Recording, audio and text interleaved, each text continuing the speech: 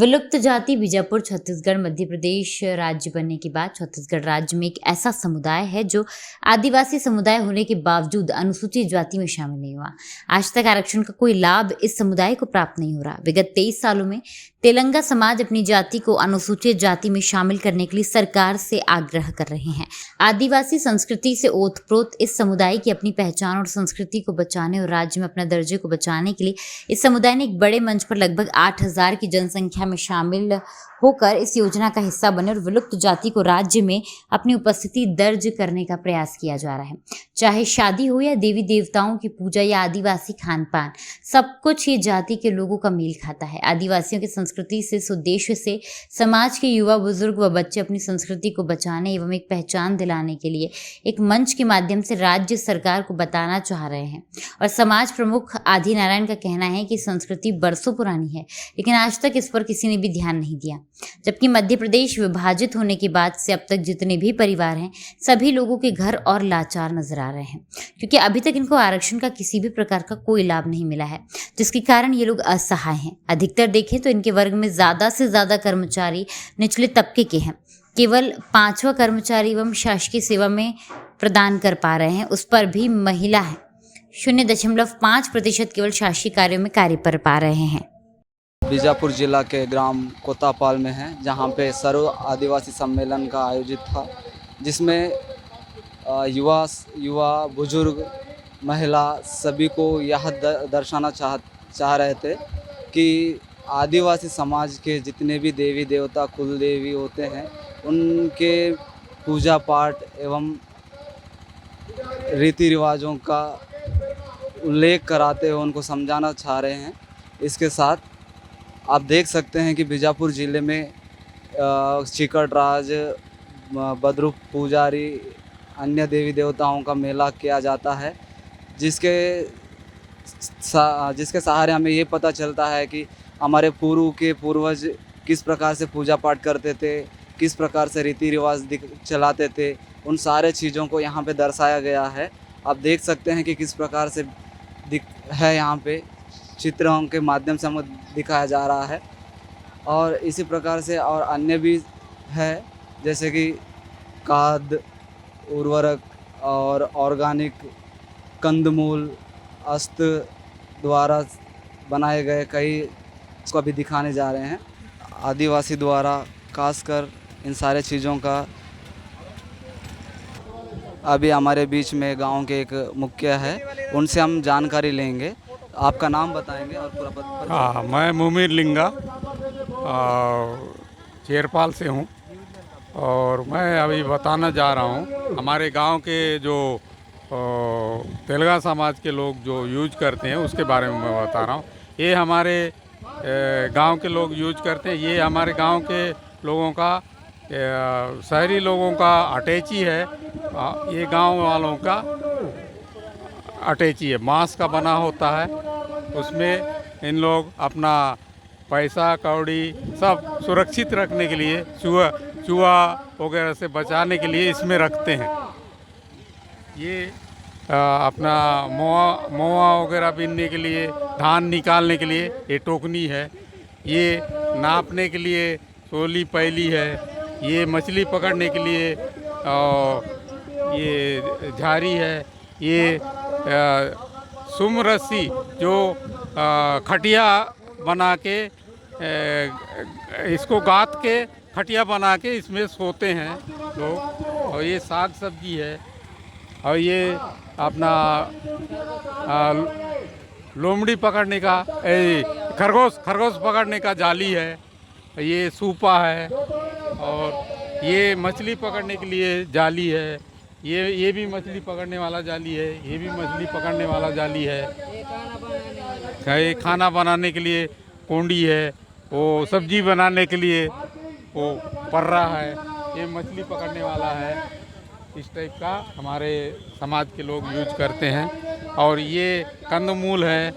इसमें कई प्रकार के जंगली वनस्पति है, जिसको हमारे समाज के लोग मतलब जंगल से संग्रहण करके अपना जीवन यापन इन सब चीज़ों से और अपने परिवार को इसके उपयोग से अपने परिवार का पालन पोषण करते हैं। ये टोरा है, मोआ है, आपका कंदमूल है, तो और ये ताड़ का फल है, इसका भी गूदा निकाल के मतलब खाते हैं। वो इस टाइप का मतलब हंडी में दारू बनाया जाता है। ये छन के दारू इधर निकलता है, उस साइड पानी चला जाता है, पानी ऊपर से डालते रहते हैं, तो दारू छन के निकलता है। दारू महुआ को पहले हंडी में भिगाते हैं और पानी डाल के उसको रखते हैं। 1 हफ्ते के बाद या 10 दिन के बाद जब वो मैच्योर्ड हो जाता है कि अब दारू बनाने से रस निकलेगा, तो उसको फिर उसके बाद ये बनाते हैं। इसमें डाल के आग जलाते हैं, उसके बाद उसमें दारू बन के। ये जो खरगोश पकड़ा हुआ है, ये क्या जंगली पकड़ा हुआ वाला है क्या? हाँ, ये पकड़ा वाला है। इसको जंगल से पकड़ने के बाद इसको पालने का शौक़ है, रखते हैं लोग, ऐसा मतलब वो है। जैसे बीज पंडुम है या और भी कोई भी पंडुम होता है, उसके पहले हमारे समाज के लोग शिकार जाते हैं, तो उसको शिकार जाने के पूर्व तायता पेरमा को बैठाते हैं और उसके बाद विनती करते हैं कि हम ये पंडुम करने वाले हैं, इसके लिए हम शिकार जाना चाह रहे हैं, आप हमको अनुमति दो। तो उसके बाद फिर शिकार जाते हैं। शिकार में कोई चीज़ मिला तो समझते हैं कि हाँ, हमारा देवी खुश है। अगर शिकार में कोई चीज़ नहीं मिला तो हमारा देवी नाराज़ है, ऐसा माना जाता है। ये हमारे पूर्वजों ने मतलब नियम बनाया है, वही नियम चल रहा है। ये हम लोग मतलब जैसे पुरातन काल से पैदा कर रहे हैं, वही है। ये हमारे औजार जो हैं वो धान उपजाऊ करने के लिए नांगर है, वो पाटा है, वो घास निकालने के लिए वो वाला खूर वाला वो है, और ये सब चीज़ मतलब हमारे समाज के लोग करते हैं। आज हमारे समाज के लोग जो हमारे पुरातन काल से जो उपयोग करते थे, वही चीज़ को दर्शाया गया है। ये मछली पकड़ने के लिए है, ये भी मछली पकड़ने के लिए है बरसात सीजन में। और ये जो लगा हुआ है, ये किस चीज़ का काम आता है? ये टोरा तेल, टोरा का जो फल होता है, वो पकने के बाद जो बिन के लाते हैं, उसके बाद उसको सुखाएंगे, कूटेंगे, उसके बाद में उस पिसान को मतलब हंडी में जो बांस का पर्रा बनता है, पर्रा के ऊपर में उस पिसान को रखेंगे और भाप में आग जलाएंगे। नीचे हंडी में पानी रहेगा, वो गर्म होने के बाद उसका जो भाप बनेगा, उस भाप से वो पिसान जो है गर्म होगा। उसके बाद ये वाला जो डूटी है उसमें भरते हैं, भर के उसमें दबाने के लिए एक तो लकड़ी होता है, दबाते हैं। और उसके बाद एक घानी है, घानी होता है, घानी में रख के इधर पत्थर दबाएंगे तो वो दबेगा तो छन के तेल निकलेगा। यहाँ से टोरा तेल निकालने का काम आता है। यानी पूर्व से ही इसका उपयोग में आ रहा है। इसी प्रकार से और भी आगे जो चीज़ रखे, इनके बारे में भी थोड़ा बताएंगे हमें। ताड़ी काटते हैं जो, तो हमारे लोग ताड़ी काटने के बहुत प्रेमी है। तो ये ताड़ी काटने के लिए हंसिया है, और ये लटकाने के लिए उसको मतलब चढ़ते हैं, तो ये लटकाएंगे और यहाँ बांध लेंगे, कमर में बांधेंगे और चढ़ जाएंगे। और ये जो है जो ताड़ी का तुम्मा ये है, ये तुम्मा को इसमें लटकाएंगे, ये चक्कू इसमें, और दोनों कमर में लटके रहेगा, और दोनों को कमर में बांध के उसको उतारेंगे। जो है इसको हाथ से निकाला गया है। हाँ, हाथ से ही निकाला गया है। क्या है कि कंदमूल है, लेकिन जड़ी बूटी है। ये पहले के लोग जो बताए, या जो वैद है वो लोग बताए कि कोई किसी को कुत्ता काट दिया तो कौन सा जड़ी देना है,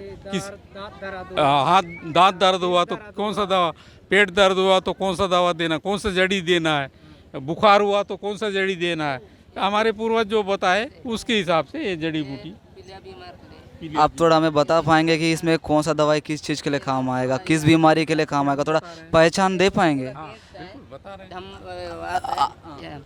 आप हाँ, ये पीलिया बीमार के लिए ये अपना पूरा काशी आता है, काशी आने के बाद यहाँ पूरा खींचता है, खींचने के बाद ये दवाई देने के बाद पूरा ठीक हो जाएगा। पहले का ज़माना ये उल्टी दस्त वाला है ये, और उनको अब ये पूरा ऐसा होता है, ये दवाई देने के बाद ठीक हो जाता है, सांस फूलता है। सांस फूलता है। ये अगर अपना गोली वोली लगने से ये दवाई में देने के बाद अभी पेट के अंदर में दर्द होने के बाद ये दवाई देने के बाद पूरा ठीक हो जाएगा। ऐसा हम लोगों का पहले का यहाँ गोली वोली नहीं था, सरकार का पहले का हम लोग हॉस्पिटल नहीं का समय में हम लोग ये हम लोग का के हमारा लोग जी किसी को गोली लग गया, खून जम गया, पहले से ये पगल कुत्ता काटता था, ये पगल कुत्ता के लिए ये वाला दवाई, पगल कुत्ता काटने से ये जड़ी बूटी दवाई हम लोग पिला के आदमी लोगों को बचाते थे। अभी सरकारी में से दवाई आया, सरकारी में हॉस्पिटल ले जाके बचा रहे हैं। पहले ये दवाई जड़ी बूटी दवाई से सकते हैं एक आदिवासी किस प्रकार से अपना जीवन व्यापित करते हैं। जड़ी बूटी अभी के ज़माने में हॉस्पिटल, दवाई, देसी, इन सारे चीज़ों को भूल गए और सिर्फ गवर्नमेंट शासन के द्वारा जो दवाइयाँ आते हैं उनको यूज़ कर रहे हैं। लेकिन अभी हम जैसे आपको दिखाए हैं आयुर्वेदिक दवाइयाँ, हर बीमारी का थोड़ आयुर्वेदिक दवाई। अभी हॉस्पिटल है, गवर्नमेंट मेडिसिन है, लेकिन इस सदियों से पूर्व, इस सदी से पूर्व हम सिर्फ देसी दवाई ही यूज़ करते थे।